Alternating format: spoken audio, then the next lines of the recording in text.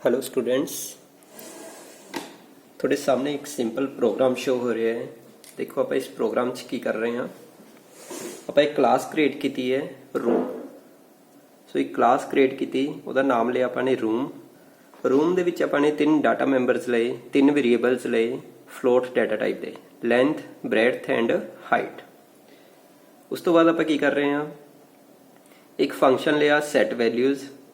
Set values ਦੇ ਵਿੱਚ ਆਪਾਂ ਕੀ ਕਰ ਰਹੇ ਹਾਂ, ਤਿੰਨੋਂ ਜਿਹੜੀਆਂ ਆਪਣੇ ਕੋਲ ਵੇਰੀਏਬਲਸ ਨੇ, ਤਿੰਨੋਂ ਵੇਰੀਏਬਲਸ ਨੂੰ ਆਪਾਂ ਨੇ ਕਿੰਨੀ ਵੈਲਿਊ ਅਸਾਈਨ ਕਰਤੀ 10। ਸੋ ਸੈਟ ਵੈਲਿਊਜ਼ ਫੰਕਸ਼ਨ ਅਗਰ ਕਾਲ ਕਰਾਂਗੇ ਤਾਂ ਲੈਂਥ, ਬ੍ਰੈਡਥ ਐਂਡ ਹਾਈਟ ਤਿੰਨੋਂ ਨੂੰ ਕਿੰਨੀ ਵੈਲਿਊ ਅਸਾਈਨ ਹੋ ਜਾਏਗੀ, 10 ਵੈਲਿਊ ਅਸਾਈਨ ਹੋ ਜਾਏਗੀ। ਫਿਰ ਇੱਕ ਹੋਰ ਫੰਕਸ਼ਨ ਲਈ ਆਪਾਂ ਨੇ void input। ਇਨਪੁਟ ਫੰਕਸ਼ਨ ਦੇ ਵਿੱਚ ਆਪਾਂ ਕੀ ਵੈਲਿਊ ਪਾਸ ਕਰ ਰਹੇ ਹਾਂ, ਇੱਕ ਵੈਲਿਊ ਪਾਸ ਕੀਤੀ ਜੋ ਕਿ x ਦੇ ਵਿੱਚ ਆ ਰਹੀ ਹੈ, ਤੇ ਤਿੰਨੋਂ ਵੇਰੀਏਬਲਸ ਚੋਂ ਵੈਲਿਊ ਨੂੰ ਆਪਾਂ ਅਸਾਈਨ ਕਰ ਰਹੇ ਹਾਂ x। So length is equal to x, breadth is equal to x and height is equal to x। then ਆਪਾਂ ਨੇ ਇੱਕ ਹੋਰ ਫੰਕਸ਼ਨ ਲਿਆ void get data, ਜਿਹਦੇ ਵਿੱਚ ਆਪਾਂ ਤਿੰਨ ਵੇਰੀਏਬਲ ਪਾਸ ਕਰਵਾ ਰਹੇ ਹਾਂ, ਲੈਂਥ ਲਈ l, breadth ਲਈ b ਤੇ ਹਾਈਟ ਲਈ h, ਤੇ ਕੋਰੈਸਪੋਂਡਿੰਗਲੀ ਉਹ ਵੈਲਿਊਜ਼ ਆਪਾਂ ਅਸਾਈਨ ਕਰ ਰਹੇ ਹਾਂ ਲੈਂਥ, ਬ੍ਰੈਡਥ ਐਂਡ ਹਾਈਟ ਦੇ ਵਿੱਚ। ਇਹ ਤਾਂ ਹੋ ਗਏ ਤਿੰਨ ਫੰਕਸ਼ਨ ਇਨਪੁਟ ਲਈ। ਅਗਰ ਆਪਾਂ ਨੇ ਡਿਫਾਲਟ ਵੈਲਿਊਜ਼ ਅਸਾਈਨ ਕਰਵਾਉਣੀਆਂ ਨੇ ਤਾਂ ਆਪਾਂ ਸੈਟ ਵੈਲਿਊਜ਼ ਫੰਕਸ਼ਨ ਕਾਲ ਕਰਾਂਗੇ, ਜਿਹਦੇ ਵਿੱਚ ਤਿੰਨੋਂ ਵੇਰੀਏਬਲਸ ਨੂੰ 10 ਵੈਲਿਊ ਅਸਾਈਨ ਹੋ ਜਾਏਗੀ। अगर अपन एक अपने वालों कोई यूजर डिफाइंड वैल्यू असाइन करनी है तो आप x value input function call करांगे तो ਉਹਦੇ 'ਚ ਇੱਕ ਵੈਲਿਊ ਪਾਸ ਕਰਾਂਗੇ, ਤੇ ਉਹ ਜਿਹੜੀ ਵੈਲਿਊ ਪਾਸ ਕਰਾਂਗੇ ਉਹ ਸਾਰਿਆਂ ਨੂੰ ਅਸਾਈਨ ਹੋ ਜਾਏਗੀ। ਅਗਰ ਆਪਾਂ ਤਿੰਨਾਂ ਨੂੰ ਡਿਫਰੈਂਟ ਵੈਲਿਊਜ਼ ਅਸਾਈਨ ਕਰਨੀ ਹੈ ਤਾਂ ਆਪਾਂ ਗੈਟ ਡਾਟਾ ਫੰਕਸ਼ਨ ਕਾਲ ਕਰਾਂਗੇ, ਤਾਂ ਉੱਥੇ ਜਿਹੜੀਆਂ ਤਿੰਨ ਵੈਲਿਊਜ਼ ਪਾਸ ਕਰਾਂਗੇ ਉਹ ਲੈਂਥ, ਬ੍ਰੈਡਥ ਐਂਡ ਹਾਈਟ ਨੂੰ ਅਸਾਈਨ ਹੋ ਜਾਏਗੀ। ਤੇ ਉਸ ਤੋਂ ਬਾਅਦ ਇੱਕ ਹੋਰ ਫੰਕਸ਼ਨ ਆਪਾਂ ਕ੍ਰੀਏਟ ਕਰ ਰਹੇ ਹਾਂ, that is volume function. Volume function ਦੇ ਵਿੱਚ ਆਪਾਂ ਕੀ ਹੈ, ਇਹਦਾ ਵੋਲਿਊਮ ਕੈਲਕੂਲੇਟ ਕਰਕੇ ਪ੍ਰਿੰਟ ਕਰਵਾ ਰਹੇ ਹਾਂ, that is volume is equal to length into breadth into height। so ये calculate होके print हो जाएगा, तो volume is equal to as it is print होएगा। so देखो इस प्रोग्राम ਦੇ ਵਿੱਚ ਕੀ ਹੋ ਰਿਹਾ, ਆਪਾਂ ਇੱਕ ਮੇਨ ਫੰਕਸ਼ਨ ਸਟਾਰਟ ਕੀਤਾ ਜਿਸ 'ਚ ਆਪਾਂ ਨੇ room R1, R2 and R3। Room ਕੀ ਹੈ, ਇੱਕ ਕਲਾਸ ਹੈ। ਜਦੋਂ ਆਪਾਂ ਇਹ ਕਲਾਸ ਕ੍ਰੀਏਟ ਕਰਾਂਗੇ ਤਾਂ ਉਹਦੇ 'ਚ length, breadth and height assign ਹੋਣਗੇ। ਸੋ ਆਪਾਂ ਇੱਕ R1, R2, R3 ਤਿੰਨੋਂ ਆਬਜੈਕਟ ਕ੍ਰੀਏਟ ਕੀਤੇ। ਦੇਖੋ R1 ਦੇ ਵਿੱਚ ਵੀ length, breadth and height. Then ਇਸੇ ਤਰੀਕੇ ਨਾਲ ਆਪਾਂ ਨੇ ਇੱਕ R2 ਕ੍ਰੀਏਟ ਕੀਤਾ, R2 ਦੇ ਵਿੱਚ ਵੀ ਲੈਂਥ, ਬ੍ਰੈਡਥ ਐਂਡ ਹਾਈਟ ਹੋਏਗਾ। ਐਂਡ ਇਸੇ ਤਰੀਕੇ ਨਾਲ R3 ਦੇ ਵਿੱਚ ਵੀ length, breadth and height create होएगा। सो ये तो हो गए ऑब्जेक्ट क्रिएट हो गए। इस लाइन दे विच आपां ऑब्जेक्ट नूं क्रिएट कीता है। दैन उस तो बाद आपां R1 dot set values function call कर रहे हैं। हुण देखो सैट वैल्यूज फंक्शन किहड़ा सी, ए वाला। इत्थे आपां नूं पता कोई वैल्यू पास नहीं करनी, सो आपां इत्थों वैल्यू पास नहीं कीती। सो जदों वैल्यू पास नहीं कीती तां लेंथ, ब्रेडथ एंड हाइट दे विच कितनी वैल्यू असाइन हो रही है, 10, 10 एंड 10। सो R1 दे विच कितनियां वैल्यूज आ जाणियां, 10, 10 and 10। then R2 dot input function. ਹੁਣ देखो R2 ਨਾਲ ਆਪਾਂ ਇਨਪੁਟ ਫੰਕਸ਼ਨ ਨੂੰ ਕਾਲ ਕੀਤਾ ਹੈ। ਇੱਥੇ ਆਪਾਂ ਨੂੰ ਪਤਾ ਸੀ ਕਿ ਇੱਕ ਵੈਲਿਊ ਪਾਸ ਕਰਨੀ ਹੈ, ਸੋ ਆਪਾਂ ਨੇ ਇੱਕ ਵੈਲਿਊ ਪਾਸ ਕਰਵਾਤੀ, ਦੈਟ ਇਜ਼ 10। ਸੋ 10 ਵੈਲਿਊ ਕਿੱਥੇ ਆ ਗਈ, x ਦੇ ਵਿੱਚ। ਦੈਨ ਉਹ x ਤੋਂ ਆਪਾਂ ਤਿੰਨਾਂ ਵੈਲਿਊਜ਼ ਨੂੰ ਅਸਾਈਨ ਕਰਤਾ। ਸੋ ਲੈਂਥ ਦੇ ਵਿੱਚ ਵੀ 10, ਬ੍ਰੈਡਥ ਦੇ ਵਿੱਚ ਵੀ 10 ਐਂਡ ਹਾਈਟ ਦੇ ਵਿੱਚ ਵੀ 10। ਤੁਸੀਂ ਇੱਥੋਂ ਅਗਰ 20 ਵੈਲਿਊ ਅਸਾਈਨ ਕਰਦੇ ਤਾਂ ਸਾਰੇ 'ਚ 20 ਆ ਜਾਣੀ ਸੀ, 15 ਕਰਦੇ ਤਾਂ ਸਾਰਿਆਂ 'ਚ 15 ਆ ਜਾਣੀ ਸੀ, ਅਗਰ 100 ਕਰਦੇ ਤਾਂ ਸਾਰਿਆਂ 'ਚ 100 ਆ ਜਾਣੀ ਸੀ। ਨੈਕਸਟ ਹੈ R3 ਡੋਟ ਗੈਟ ਡਾਟਾ। ਸੋ ਗੈਟ ਡਾਟਾ ਫੰਕਸ਼ਨ ਇਹ ਵਾਲਾ ਹੈ। ਇੱਥੇ ਆਪਾਂ ਤਿੰਨ ਵੈਲਿਊਜ਼ ਪਾਸ ਕਰ ਰਹੇ ਹਾਂ, ਕਿਹੜੀਆਂ, 15, 12 ਐਂਡ 10। ਸੋ ਕੋਰੈਸਪੋਂਡਿੰਗਲੀ ਉਹ 15 ਵੈਲਿਊ L 'ਚ ਆ ਜਾਂਦੀ, 12 B 'ਚ ਤੇ 10 H ਦੇ ਵਿੱਚ। ਤੇ ਉੱਥੋਂ ਦੀ ਆਪਾਂ ਉਹ ਵੈਲਿਊਜ਼ ਕਿੱਥੇ ਅਸਾਈਨ ਕਰ ਰਹੇ ਹਾਂ, ਲੈਂਥ, ਬ੍ਰੈਡਥ ਐਂਡ ਹਾਈਟ ਦੇ ਵਿੱਚ। ਸੋ ਲੈਂਥ ਦੇ ਵਿੱਚ ਵੈਲਿਊ ਆ ਗਈ 15, ਬ੍ਰੈਡਥ ਦੇ ਵਿੱਚ 12 ਐਂਡ 10। ਸੋ ਇਹ ਆਪਾਂ ਨੂੰ ਪਤਾ ਹੀ ਹੈ ਕਿਉਂਕਿ ਆਪਾਂ R3 ਦਾ ਫੰਕਸ਼ਨ ਕਾਲ ਕੀਤਾ ਸੀ। ਸੋ ਜਿਹੜੇ ਲੈਂਥ, ਬ੍ਰੈਡਥ ਐਂਡ ਹਾਈਟ ਦੇ ਵਿੱਚ ਜਾਣਗੀਆਂ ਵੈਲਿਊਜ਼ ਉਹ R3 ਦੇ ਵਿੱਚ ਜਾਣਗੀਆਂ। ਹੁਣ ਆਪਾਂ ਤਿੰਨਾਂ ਨੂੰ ਇਨਪੁਟ ਕਰਵਾ ਲਿਆ ਹੈ।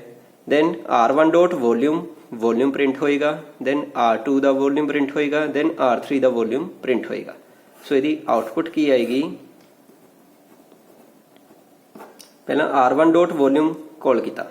ਸੋ cout volume is equal to as it is print ਹੋਇਆ।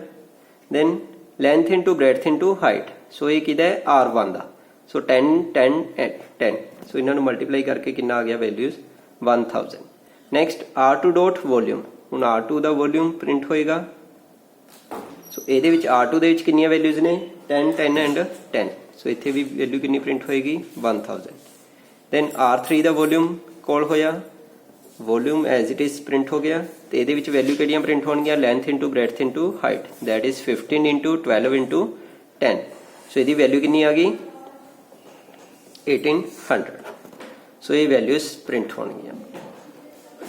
ਹੁਣ ਇੱਥੇ ਦੇਖੋ ਆਪਣੇ ਕੋਲ ਕੁਝ ਡਿਸਐਡਵਾਂਟੇਜ ਹੋ ਰਹੀ ਹੈ ਕਿ ਆਪਾਂ ਨੂੰ ਇਨਪੁਟ ਵਾਸਤੇ 3 ਫੰਕਸ਼ਨ ਯਾਦ ਕਰਨੇ ਪੈ ਰਹੇ ਆ। ਕਿਹੜੇ ਕਿਹੜੇ? Set values, input and get data.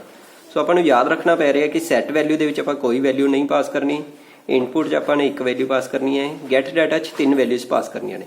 So user ਨੂੰ ਇਹ ਯਾਦ ਰੱਖਣਾ ਪਏਗਾ ਕਿ ਅਗਰ ਆਪਾਂ ਕੋਈ ਵੀ ਵੈਲਿਊ ਨਹੀਂ ਪਾਸ ਕਰਨੀ ਤਾਂ ਸੈਟ ਵੈਲਿਊ ਫੰਕਸ਼ਨ ਯੂਜ਼ ਕਰਾਂਗੇ, ਅਗਰ 3 ਵੈਲਿਊਜ਼ ਪਾਸ ਕਰਨੀਆਂ ਤਾਂ ਗੈਟ ਡਾਟਾ ਫੰਕਸ਼ਨ ਯੂਜ਼ ਕਰਾਂਗੇ, ਤੇ ਅਗਰ ਇੱਕ ਵੈਲਿਊ ਪਾਸ ਕਰਨੀ ਹੈ ਤਾਂ ਇਨਪੁਟ ਫੰਕਸ਼ਨ ਯੂਜ਼ ਕਰਾਂਗੇ। ਸੋ 3 ਇੱਥੇ ਕੰਮ ਤਾਂ ਇੱਕੋ ਹੀ ਹੋ ਰਿਹਾ ਹੈ ਕਿ ਆਪਾਂ ਤਿੰਨਾਂ ਨੂੰ ਇਨਪੁਟ ਕਰਵਾ ਰਹੇ ਹਾਂ, ਬਟ 3 ਫੰਕਸ਼ਨ ਆਪਾਂ ਅਲੱਗ-ਅਲੱਗ ਲਏ ਨੇ, ਇਸ ਕਰਕੇ ਉਹਨਾਂ ਦੇ ਨਾਮ ਵੀ ਅਲੱਗ-ਅਲੱਗ ਲਏ ਨੇ। ਸੋ ਇਹਦੀ ਡਿਸਐਡਵਾਂਟੇਜ ਹੋ ਰਹੀ ਹੈ ਕਿ ਆਪਾਂ ਨੂੰ ਤਿੰਨੋਂ ਅਲੱਗ-ਅਲੱਗ ਤਰ੍ਹਾਂ ਦੇ ਨਾਮ ਯਾਦ ਕਰਨੇ ਪੈ ਰਹੇ ਆ।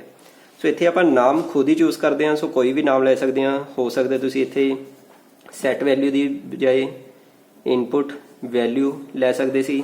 ਸੋ ਅਗਰ ਇਨਪੁਟ ਵੈਲਿਊ ਲੈ ਰਹੇ ਹਾਂ ਤਾਂ ਤੁਹਾਨੂੰ ਇੱਥੋਂ ਦੀ ਵੀ ਕਾਲ ਕਰਨ ਲੱਗੇ ਕੀ ਲੈਣਾ ਪੈਣਾ ਸੀ ਇਨਪੁਟ ਵੈਲਿਊ। ਅਗਰ ਤੁਸੀਂ ਇੱਥੇ ਇਨਪੁਟ ਦੀ ਬਜਾਏ ਕੋਈ ਹੋਰ ਫੰਕਸ਼ਨ ਲੈ ਰਹੇ ਹੋ, ਈਵਨ ABC XYZ ਕੋਈ ਵੀ ਨਾਮ ਆਪਾਂ ਲੈ ਸਕਦੇ ਹਾਂ। ਬਟ ਆਪਾਂ ਇੱਕ ਪਹਿਲਾਂ ਟੌਪਿਕ ਕੀਤਾ ਸੀ ਫੰਕਸ਼ਨ ਓਵਰਲੋਡਿੰਗ। ਫੰਕਸ਼ਨ ਓਵਰਲੋਡਿੰਗ ਦੇ ਵਿੱਚ ਕੀ ਸੀ ਕਿ ਆਪਾਂ ਅਲੱਗ-ਅਲੱਗ ਫੰਕਸ਼ਨ ਦੇ ਸੇਮ ਨਾਮ ਲੈ ਸਕਦੇ ਹਾਂ, ਬਟ ਉਹਦੇ 'ਚ ਇੱਕ ਕੰਡੀਸ਼ਨ ਹੈ ਕਿ ਉਹਨਾਂ ਦੇ ਜਿਹੜੇ ਆਰਗੂਮੈਂਟ ਲਿਸਟ ਹੈ ਉਹ ਡਿਫਰੈਂਟ ਹੋਣੀ ਚਾਹੀਦੀ ਹੈ। ਸੋ ਦੇਖੋ ਹੁਣ ਇੱਥੇ ਆਰਗੂਮੈਂਟ ਇੱਥੇ 0 ਆਰਗੂਮੈਂਟ ਹੈ, ਇੱਥੇ 1 ਆਰਗੂਮੈਂਟ ਹੈ, ਤੇ ਇੱਥੇ ਕਿੰਨੇ ਆਰਗੂਮੈਂਟ ਨੇ 3 ਆਰਗੂਮੈਂਟਸ। ਸੋ ਇੱਥੇ ਆਰਗੂਮੈਂਟ ਲਿਸਟ ਡਿਫਰੈਂਟ ਹੈ, ਬਟ ਟਾਸਕ ਇੱਥੇ ਸਿਮਿਲਰ ਪਰਫਾਰਮ ਹੋ ਰਿਹਾ ਹੈ। ਕੀ ਟਾਸਕ ਪਰਫਾਰਮ ਹੋ ਰਿਹਾ ਇੱਥੇ ਕਿ ਆਪਾਂ ਵੇਰੀਏਬਲਸ ਨੂੰ ਇਨਪੁਟ ਕਰਵਾ ਰਹੇ ਹਾਂ। ਸੋ ਇਸ ਕਰਕੇ ਆਪਾਂ ਇੱਥੇ ਨਾਮ ਵੀ ਸੇਮ ਲੈ ਸਕਦੇ ਹਾਂ। ਸੋ ਸੇਮ ਨਾਮ ਲੈਣ ਨਾਲ ਕੀ ਹੋ ਜਾਏਗਾ ਕਿ ਆਪਾਂ ਨੂੰ ਯਾਦ ਰੱਖਣ ਦੀ ਜ਼ਰੂਰਤ ਨਹੀਂ ਹੈ ਕਿ ਕਿੰਨੇ ਆਰਗੂਮੈਂਟ ਵਾਸਤੇ ਆਪਾਂ ਕਿਹੜਾ ਫੰਕਸ਼ਨ ਯੂਜ਼ ਕਰ ਰਹੇ ਸੀ। ਸੋ ਉਹਦੇ ਲਈ ਦੇਖੋ ਆਪਾਂ ਇੱਕ ਇਸੇ ਪ੍ਰੋਗਰਾਮ ਦੇ ਵਿੱਚ ਥੋੜੀ ਜਿਹੀ ਚੇਂਜਸ ਕਰ ਰਹੇ ਹਾਂ ਕਿ ਆਪਾਂ ਹੁਣ ਤਿੰਨੋਂ ਫੰਕਸ਼ਨ ਦੇ ਨਾਮ ਕੀ ਲਏ ਨੇ ਇਨਪੁਟ, ਬਾਕੀ ਸਾਰਾ ਕੁਝ ਸੇਮ ਹੈ। ਸੋ ਤਿੰਨੋਂ ਫੰਕਸ਼ਨ ਦੇ ਨਾਮ ਆਪਾਂ ਕੀ ਲੈ ਲਏ ਇਨਪੁਟ, ਤੇ ਕਾਲ ਕਰਨ ਲੱਗੇ ਵੀ ਹੁਣ ਆਪਾਂ ਕੀ ਕਾਲ ਕਰਾਂਗੇ R1 dot input, R2 dot input and R3 dot input. So ਇਹਦੀ ਦੇਖੋ ਐਗਜ਼ੀਕਿਊਸ਼ਨ ਆਪਾਂ ਕਰਦੇ ਹਾਂ ਕਿਵੇਂ ਹੋਏਗੀ। ਮੇਨ ਫੰਕਸ਼ਨ ਤੋਂ ਆਪਾਂ ਸਟਾਰਟ ਕੀਤਾ, ਪਹਿਲਾਂ ਕ੍ਰੀਏਟ ਹੋਇਆ R1 R2 and R3। So R1 ਦੇ ਵਿੱਚ ਕੀ ਹੈ length, breadth and height. Then R2 ਦੇ ਵਿੱਚ ਵੀ ਲੈਂਥ, ਬ੍ਰੈਡਥ ਐਂਡ ਹਾਈਟ ਹੋਏਗੀ। ਇਸੇ ਤਰੀਕੇ ਨਾਲ R3 ਦੇ ਵਿੱਚ ਵੀ ਲੈਂਥ, ਬ੍ਰੈਡਥ ਐਂਡ ਹਾਈਟ ਹੋਏਗੀ।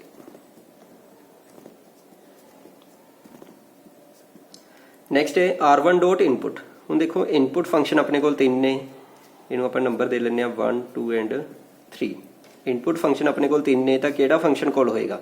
ਸੋ ਫੰਕਸ਼ਨ ਓਵਰਲੋਡਿੰਗ 'ਚ ਆਪਾਂ ਨੂੰ ਪਤਾ ਹੈ ਕਿ ਕਿਹੜਾ ਫੰਕਸ਼ਨ ਕਾਲ ਹੁੰਦਾ ਹੈ ਜਿਹਦੀ ਆਰਗੂਮੈਂਟ ਲਿਸਟ ਮੈਚ ਹੁੰਦੀ ਹੈ। ਸੋ ਇੱਥੇ ਆਪਾਂ ਕੋਈ ਵੀ ਆਰਗੂਮੈਂਟ ਨਹੀਂ ਪਾਸ ਕਰ ਰਹੇ ਤਾਂ ਕਿਹੜਾ ਫੰਕਸ਼ਨ ਕਾਲ ਹੋਏਗਾ ਇਹ ਵਾਲਾ। ਸੋ R1 ਲਈ ਇਹ ਫੰਕਸ਼ਨ ਕਾਲ ਹੋਏਗਾ ਤਾਂ ਇੱਥੇ ਵੈਲਿਊਜ਼ ਕਿੰਨੀਆਂ ਅਸਾਈਨ ਹੋ ਜਾਣਗੀਆਂ 10 10 ਐਂਡ 10। ਸੋ R1 ਦੇ ਵਿੱਚ ਤਿੰਨੋਂ ਵੈਲਿਊਜ਼ ਕਿੰਨੀਆਂ ਆ ਗਈਆਂ 10। ਨੈਕਸਟ ਹੈ R2 ਡੋਟ ਇਨਪੁਟ। ਸੋ ਹੁਣ ਇੱਥੇ ਇਨਪੁਟ ਦੇ ਨਾਲ ਆਪਾਂ ਇੱਕ ਵੈਲਿਊ ਪਾਸ ਕਰ ਰਹੇ ਹਾਂ ਤਾਂ ਇਹ ਵਾਲਾ ਫੰਕਸ਼ਨ ਕਾਲ ਹੋਏਗਾ ਕਿਉਂਕਿ ਇੱਥੇ ਇੱਕ ਆਰਗੂਮੈਂਟ ਹੈ ਤੇ ਉਹ 10 ਵੈਲਿਊ ਕਿੱਥੇ ਆ ਗਈ x 'ਚ, ਦੈਨ ਕੋਰੈਸਪੋਂਡਿੰਗਲੀ ਤਿੰਨੋਂ ਵੇਰੀਏਬਲਸ 'ਚ 10 ਵੈਲਿਊ ਆ ਜਾਏਗੀ। Then R3 dot input. R3 dot input ਦੇ ਵਿੱਚ ਆਪਾਂ 3 ਵੈਲਿਊਜ਼ ਪਾਸ ਕਰ ਰਹੇ ਹਾਂ। ਸੋ ਇਹ 3 ਵੈਲਿਊਜ਼ ਵਾਲਾ ਕਿਹੜਾ ਫੰਕਸ਼ਨ ਕਾਲ ਹੋਏਗਾ ਇਹ ਵਾਲਾ ਫੰਕਸ਼ਨ। ਸੋ ਇੱਥੇ R3 ਲਈ ਇਹ ਫੰਕਸ਼ਨ ਕਾਲ ਹੋਏਗਾ। ਕੋਰੈਸਪੋਂਡਿੰਗਲੀ ਇਹ ਵੈਲਿਊਜ਼ ਕਿੱਥੇ ਅਸਾਈਨ ਹੋ ਜਾਣਗੀਆਂ ਲੈਂਥ, ਬ੍ਰੈਡਥ ਐਂਡ ਹਾਈਟ ਦੇ ਵਿੱਚ 15 12 ਐਂਡ 10।